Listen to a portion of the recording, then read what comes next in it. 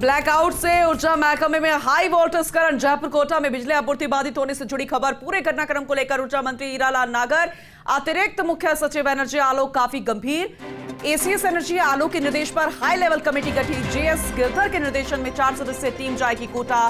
कुछ ही देर में जयपुर से कोटा के लिए रवाना होगी ये टीम। घटना के कारण पुनरावृत्ति रोकने को लेकर ये टीम अपनी रिपोर्ट सौंपेगी।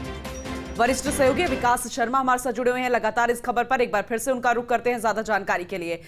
विकास, क्योंकि आप पहले भी इस पर पूरी जानकारी दे रहे थे और ऐसे में राजस्थान की जनता भी जानना चाहेगी कि वो रिपोर्ट जो सौंपी जाएगी उसमें क्या कुछ होगा, क्या वापिस से ब्लैकआउट तो नहीं होगा? जरा विस्तार से बताइएगा। पूनम जी, देखिए, कल जिस तरह की शर्मनाक स्थिति देखने को मिली जब राजधानी जयपुर और शिक्षा नगरी कोटा में ब्लैकआउट जैसी स्थिति पैदा हो गई थी।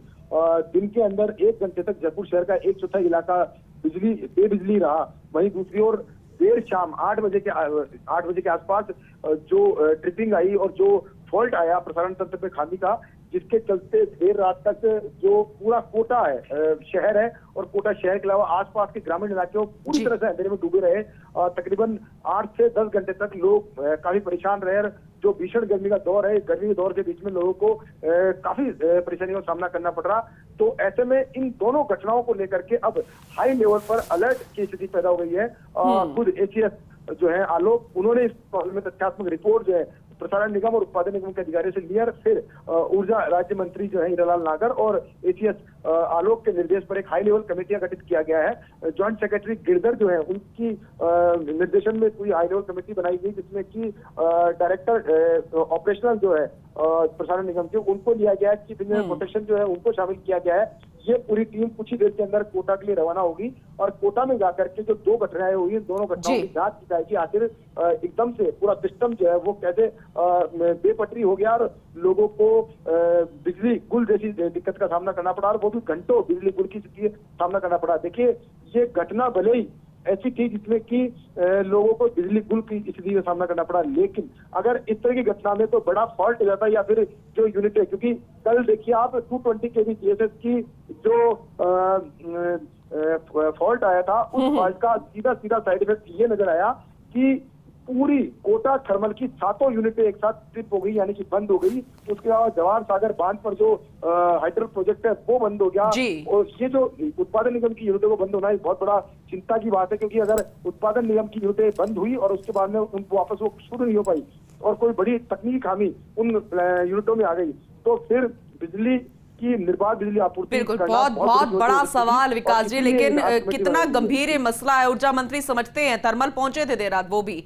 लेकिन एक महत्वपूर्ण सवाल इस बात को लेकर, हालांकि टीम गठित कर दी गई है, रिपोर्ट सौंपेगी, कुछ भी कहना जल्दबाजी होगा, लेकिन आप इस मामले को बेहतर समझते हैं और कितना ये बड़ा लापरवाही वाला ये पूरा मामला है, क्या लगता है प्रथम दृष्टया अचानक किस तरीके से फॉल्ट आया होगा?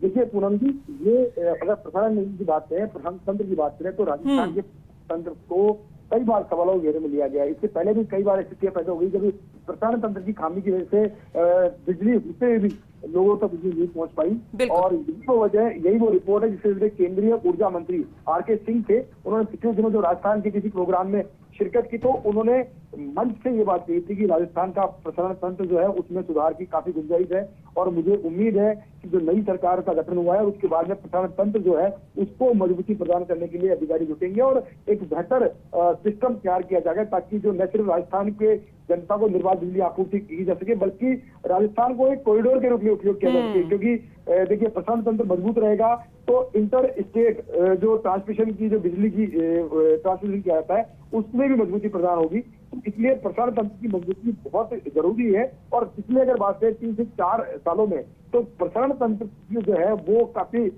डाउन फॉल उसका हुआ है। तो इसीलिए केंद्रीय मंत्री ने भी इसकी चिंता जाहिर की। इस बात से इनकार नहीं किया जा सकता विकास जी, क्योंकि अगर पिछले कार्यकाल की बात करें तो मुखिया तब भी गंभीर थे, मीटिंगें होती रही हैं, दूसरे राज्यों से कोयला को लेकर बात होती रही है। ये हालांकि मुद्दा है लेकिन ऊर्जा विभाग से जुड़ा हुआ है।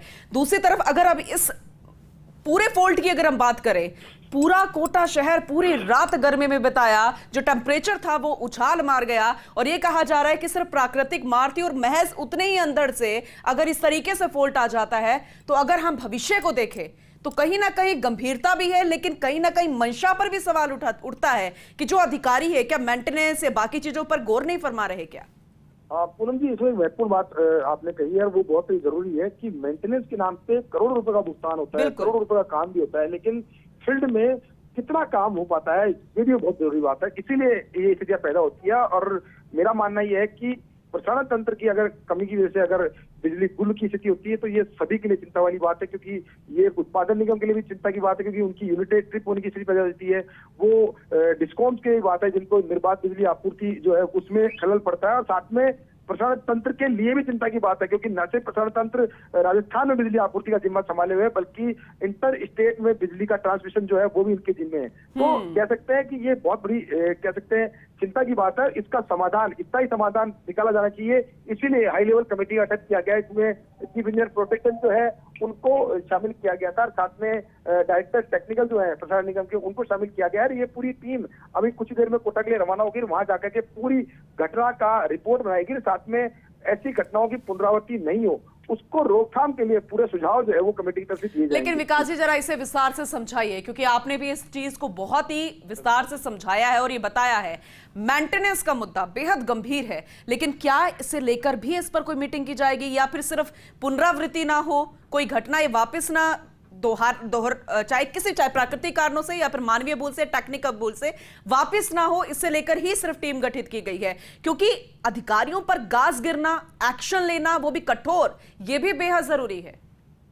देखिए पूनम जी, अगर बात करें ऊर्जा महकमे की तो इस वक्त ऊर्जा महकमे में एसीएस की जिम्मेदारी आलोक के पास है। जो आलोक है सीनियर आईएएस है और बिजली के मामलों के बहुत ही एक्सपर्ट माने जाते हैं। दिल्ली से लेकर के राजस्थान में बिजली महकमे में कई महत्वपूर्ण पदों पर रह चुके हैं और एक एनर्जी एक्सपर्ट के रूप में उनको इस महकमे की जिम्मेदारी दी गई थी। तो हमें भी उम्मीद यही है कि अभी उन्होंने 1 महीना हुआ उनको काम संभाले हुए, तो अब पूरा एक्शन प्लान बना के कि पूरा काम होगा, ऐसी उनको उम्मीद है, क्योंकि उनके निर्देशन में पहले भी जब काम हुए थे तो उसके रिजल्ट काफी अच्छे आए थे। तो हमको उम्मीद है कि अब जिस तरह से कमेटी गठित की गई है, साथ में पूरा एक्शन प्लान तैयार किया जा रहा है इसको लेकर के, अदर स्टेटों से स्टडी की जा रही है। तो उम्मीद यही है कि इस तरह की घटनाएं दोबारा नहीं हो, पुनरावृत्ति नहीं हो, इसको लेकर के कोई कड़े कदम उठाए जाएंगे और साथ में जनता को निर्बाध बिजली आपूर्ति की जो बातें कही जाती है वो धरातल पर भी सही साबित होगी। बिल्कुल विकास जी, क्योंकि विश्वास भी जनता को दिलाना जरूरी, खासकर राजस्थानियों के लिए। ये ब्लैकआउट शब्द वापस नहीं आए, ये उम्मीद वो भी करते नजर आ रहे हैं। फिलहाल बहुत शुक्रिया विस्तार से जानकारी देने के लिए।